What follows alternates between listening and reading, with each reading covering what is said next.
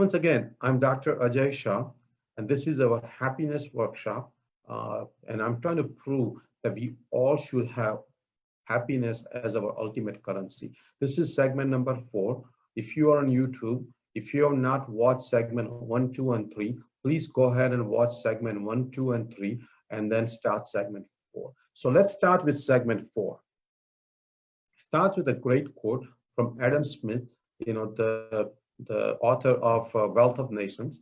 It says that what can be added to happiness of a man who is in health, who has a good health, out of debt, and has a clear conscience. So again, great quote from Adam Smith that person who has health, person who has a financial stability and well-being, and has a clear conscience, that person can be happy.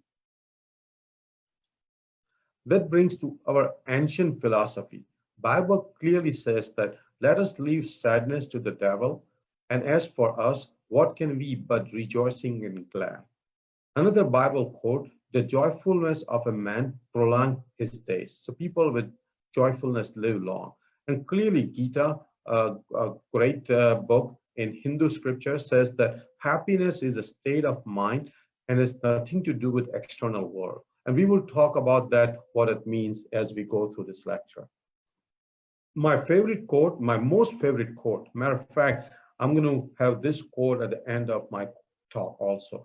One of my most favorite quote is by Aristotle, a great Greek philosopher from about 400, 480, 450 AD. He's one of my favorite Greek philosopher.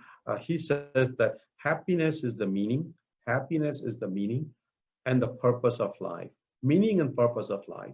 The whole aim, actually everything, whole aim and end of human existence. So again, this definition includes everything we're going to talk about it. Again, happiness is the meaning and the purpose of life and the whole aim and end of human existence. A great quote. Please remember this quote.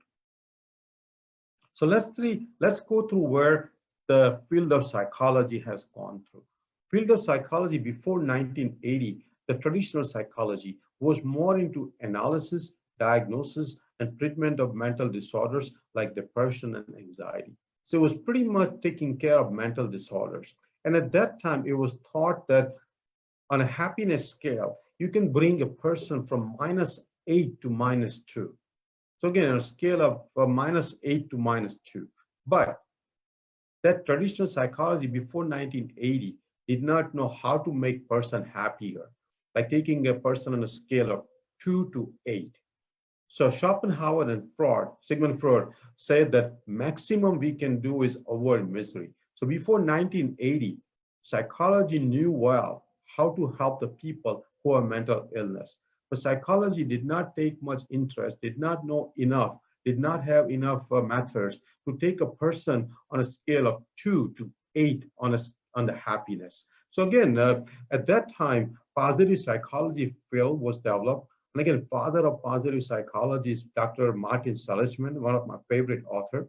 And he actually looked at the things which were right in our life, right in the life, and also were good in the life. So he was looking at what's working instead of what's not working. He essentially was taking the person on a happiness scale from 2 to 8. So making person more happier, because traditional psychology before 80 brought the person from -8 to 0. But 0 essentially was an empty state. A person was at 0. Person wasn't at +10. So again, traditional psychology before 80, maximum it could do was bring the person to a scale of 0, from -10 to 10 scale, but could not take person from 2 to 8. And that's when the positive psychology had come in the picture. And that's where it decided that we will take the people from scale 2 to 8. So how to use this seminar? This seminar is based on Lori Santos' course on Coursera. And she clearly says that there is a G.I. Joe fallacy where it says that knowing is not enough, but we need to practice. So as you watch this lecture, I highly recommend that, obviously listen to the lecture today and watch it on YouTube as you go, but start practicing all the methods in this lecture because we need to change our habits and behavior.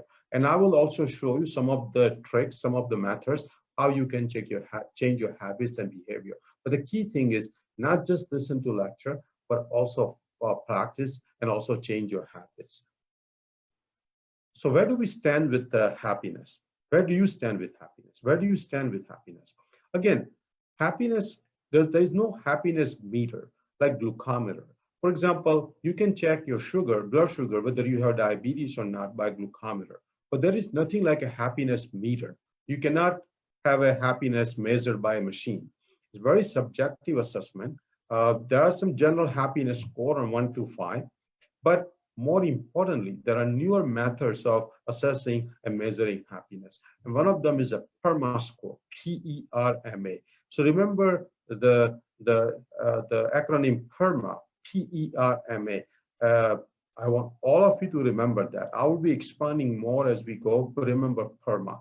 There's another way of doing measuring happiness is by authentic happiness inventory. There is a flourishing index. We'll talk about it. Even the words we use can predict how happy you are. We will talk about that also. So again, PERMA, remember PERMA. So this concludes that current segment. Let's have some reflection. Have you ever heard about PERMA assessment? PERMA assessment. Hopefully some of you have heard about PERMA assessment.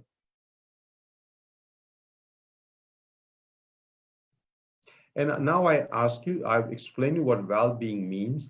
Do you feel that you have happiness or do you have well-being?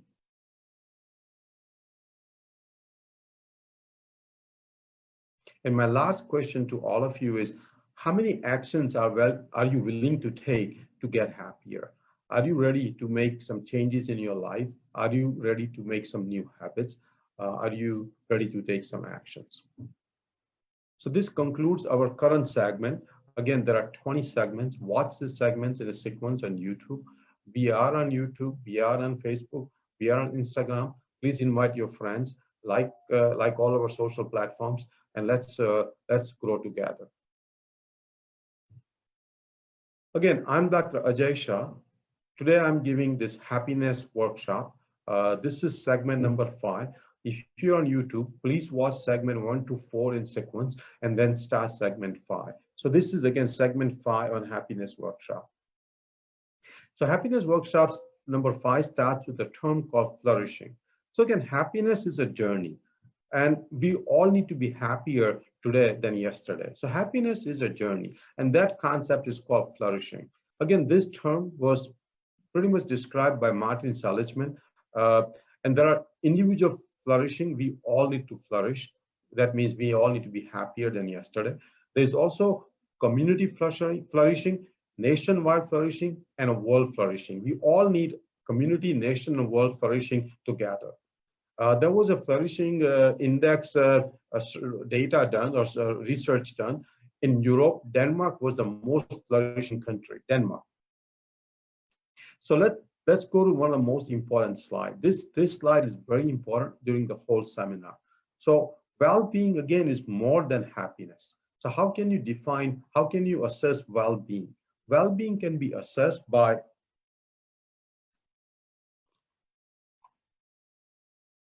PERMA assessment, P-E-R-M-A.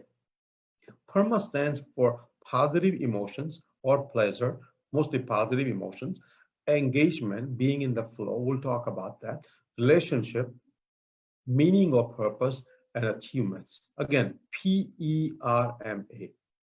Now, PERMA can be increased with intentions.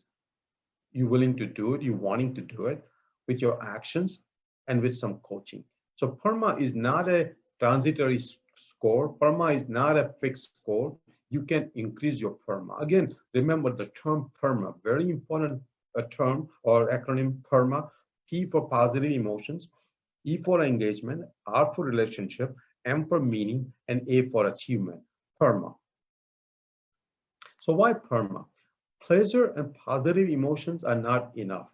For example, if you go out, walk in the nature, you can have a pleasure, you can have positive emotion. If you have a glass of wine, if you have an ice cream or cookie, it can give you pleasure. But and also psychotic delusions can give you pleasure also. But you need all four of them. You need engagement, you need relationship, you need meaning and purpose, you need achievement. Pleasure alone is not enough. And that's how the PERMA was designed. So first question you will have is, how can I check my PERMA score? You can actually take a PERMA score on UPenn, University of Pennsylvania website, where you can go to Authentic Happiness, UPenn, and you can take a PERMA. You can actually also take Authentic Happiness Inventory on the same site. So again, very important, you take a PERMA test. So I took my PERMA test. My PERMA test came back on a positive emotion on a scale of 0 to 10, 1 to 10. I was 9.67. Engagement was 9. Relationship was 9. Meaning was 9. And achievement was 9. My health score was also 9. I did not have that many negative emotions. And overall, my PERMA score was 9.13. Obviously, I was very happy when I took my test. Next topic is signature trend. This is also very important.